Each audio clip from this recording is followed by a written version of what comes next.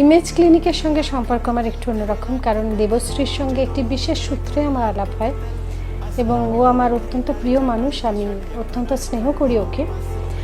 এবং আমি কতগুলো সমস্যায় ভুগছিলাম। যে সমস্যাটা প্রথম হচ্ছে যে, আপনারা অনেকেই জানেন আমার খুব সুন্দর চুল ছিল, সেটা 3বার কোভিড হওয়াতে একদম শেষ হয়ে যায় এবং এমনভাবে চুল উঠছিল আমি ডিপ্রেশনে চলে যাই।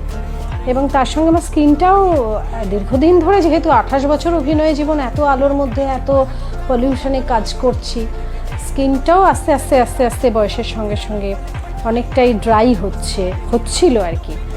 তো এখন তো অনেক রকম ট্রিটমেন্ট বেরিয়েছে, কিন্তু আমি করতে ভয় পাই, কারণ সত্যি সত্যি আমার নেডলিং বা আরও যেসব কিছু আছে সেসবে ভয় আছে। আমার ছুঁচ, ইঞ্জেকশন এসবে খুব ভয়।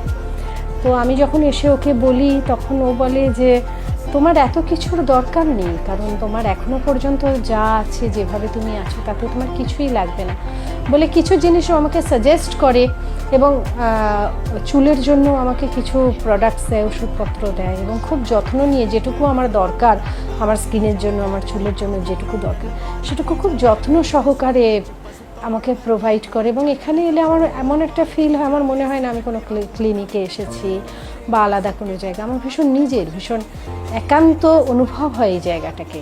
আমি আসতে ভালোবাসি এখানে। সবথেকে বড় কথা, আমি যেখানে যাচ্ছি সেখানে কি ট্রিটমেন্ট করলাম বা কী করছি সেটা বড় কথা নয়, আমি জায়গাটাকে কতটা পছন্দ করছি, কতটা পজিটিভ ভাইবস দিচ্ছি, এটা আমার কাছে খুব ম্যাটার করে। এবং আমার অত্যন্ত ভালো লাগে এখানে আসতে। এবং আমি যেটুকু ট্রিটমেন্ট পাই, যেটুকু আমার রিকোয়ারমেন্ট, সেইটুকুই কিন্তু করা হয়। তার থেকে বেশি আমাকে কখনো ইনসিস্ট করা হয় না, বা আমার সে সাহসও নেই, আমি সেটা করবও না। এবং আমি অত্যন্ত শান্তি পাই, আমি খুব স্যাটিসফাইড। এবং আমি সবাইকে বলবো যে আপনাদের যাদের কিছু সমস্যা আছে বা কিছু সমস্যায় ভুগছেন, বা স্কিন বা চুলের কারণে ডিপ্রেশনে ভুগছেন, এটাও একটা ডিপ্রেশন হওয়ার বড় কারণ, তারা একবার অন্তত ইমেজ ক্লিনিকে আসুন।